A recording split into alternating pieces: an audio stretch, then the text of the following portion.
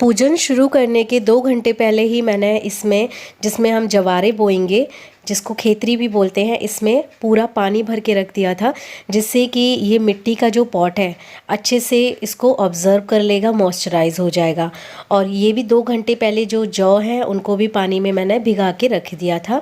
और ये जो मिट्टी है इसको पॉलीथिन में रखी हुई थी, जिससे कि ये मॉइस्चराइज ही रहे, सूखेगी नहीं।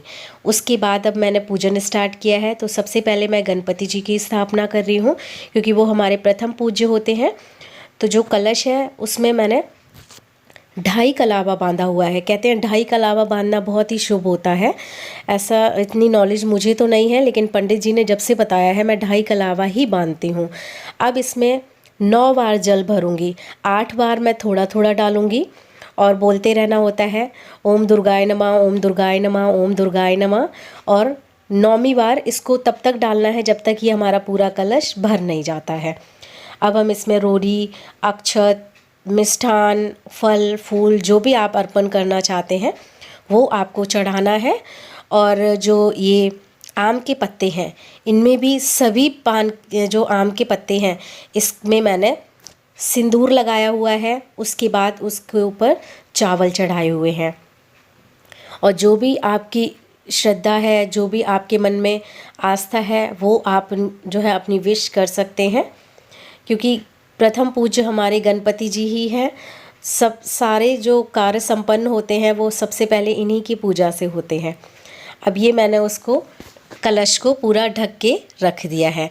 ऊपर मैंने स्वास्तिक बनाई हुई है। कहते हैं माता रानी की कोई भी पूजा करते हैं तो ज़्यादातर सिंदूर का ही यूज़ होता है, बंधन यूज़ नहीं करते हैं। अब स्थापना करेंगे गणपति जी की। तो ये नारियल है जिसमें पूरी एक चुनरी लपेट दी है अच्छे से। अब इसको भी हम अच्छे से पहले पूजन करेंगे। इसमें सिंदूर लगाएंगे, चावल लगाएंगे और बताशा रखेंगे। उसके बाद फिर मैंने इसके ऊपर फूल रखा हुआ है। तो गणपति जी आओ पधारो, हमारे सारे कार्य शुभ करो और संपूर्ण करो। तो हमने अपने गणपति जी की स्थापना कर ली है। अब खेतरी की बारी है। तो ये देखिए मिट्टी का जो पॉट है इसके ऊपर मैं 9 माता रानी का नाम लेके तिलक लगा रही हूँ और बीच में मैंने ओम बनाया हुआ है। ये 2 घंटे पहले पानी में भिगोने से फ़ायदा ये रहता है कि जब आप खेतरी और जवारे बोते हैं तो जो पानी डालेंगे ना वो पानी वो नहीं अब सोखेगा, क्योंकि वो पूरा ऑब्ज़र्व कर चुका है अच्छे से पानी जितना उसको चाहिए था। अब ये जो मिट्टी है पूरा पॉट भरेंगे और इसको क्या है कि हाथ से मैं चेक कर कर के भरती हूँ, जिससे कि बीच में जो पत्थर होते हैं या कंकड़ होते हैं उनको मैं इस तरह से साइड में हटाती रहती हूँ। तो इससे क्या है कि सिर्फ मिट्टी मिट्टी हमारी जो है पॉट में जाएगी। और कहते हैं कि जितनी अच्छी खेतरी होती है, जितने अच्छे ये जवारे होते हैं, तो माता रानी का एक संकेत होता है कि आपका आने वाला जो पूरा साल है वो कैसा जाएगा। तो देखते हैं माता रानी मेरे ऊपर क्या कृपा करती हैं, मेरे परिवार पे क्या मेहर करती हैं।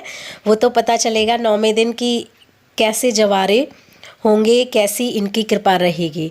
हम तो पूजा पूरे श्रद्धा, पूरे भाव और उल्लास से करते हैं कि अम्बे रानी आएंगी और सबका घर धन धान से भरेंगी, सबके परिवार को अच्छे से रखेंगी, स्वस्थ रखेंगी, बच्चे जो है अच्छे से पढ़ेंगे लिखेंगे। अब ये पूरी मिट्टी के ऊपर मैंने अच्छे से जौ बिछा के रख दिए हैं और इनको भी 2 घंटे पहले मैंने पानी में भिगा के रखा हुआ था। तो मैंने ज़्यादा से जौ रख दिए हैं। अब इसके ऊपर फिर से हम मिट्टी को डालेंगे, जिससे कि थोड़ा, ये बहुत ज़्यादा मिट्टी अब नहीं रखेंगे, थोड़ी सी डालेंगे कि जो जौ है वो छुप जाएंगे। तो हर साल इसी तरह से हम बैठ के पूजन करते हैं, उनके कलश स्थापना करते हैं, उनके जवारे लगाते हैं। आप लोग भी ऐसे ही करते होंगे, क्योंकि जो भी सनातन धर्म की संस्कृति है हम सबकी एक ही है। तो ये हमारा कंप्लीट हो गया है। अब नीचे एक प्लेट, क्योंकि जवारे को भी हम स्थापित करते हैं, तो सबसे पहले मैंने स्वास्तिक बनाया हुआ है। अब इस स्वास्तिक का भी हम पूजन करेंगे। उसके बाद जिसमें हमने अपने जवारे बोए हैं उसको इस प्लेट के ऊपर रख देंगे। अब रखेंगे माता की चौकी के पास, माता के चरणों में, कि आप मेहर करना हमारे ऊपर। तो इस तरह से अब हम करेंगे अम्बे रानी का पूजन।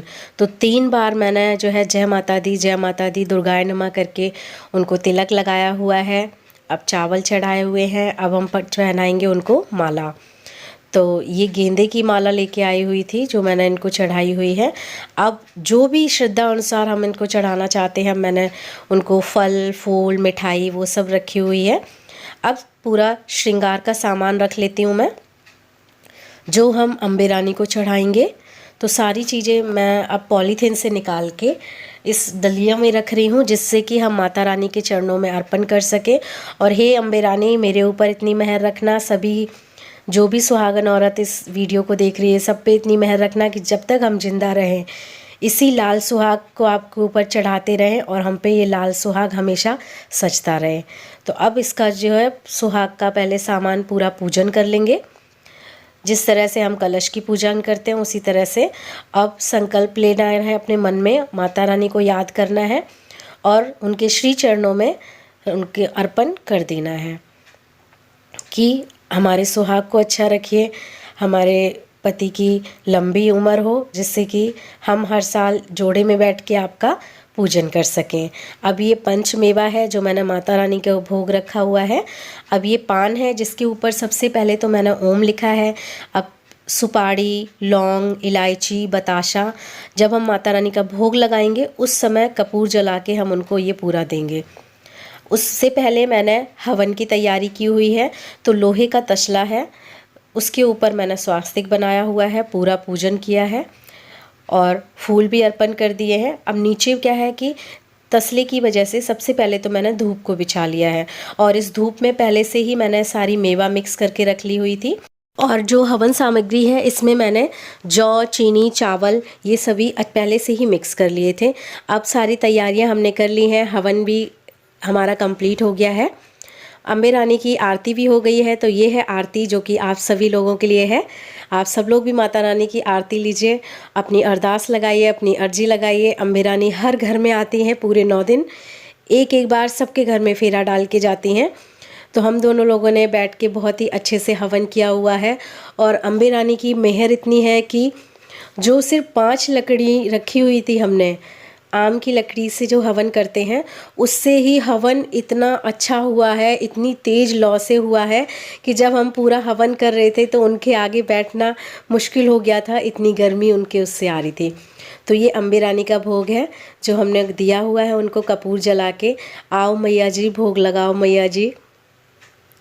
तो ये थी हमारी पहले दिन की सुबह की नवरात्रि की पूजा, हवन, आरती, कलश स्थापना और जवारे बोना। तो अगर आपको वीडियो अच्छी लगी है तो ज़रूर लिखिएगा जय माता दी। जल्दी ही मिलते हैं अगली वीडियो में।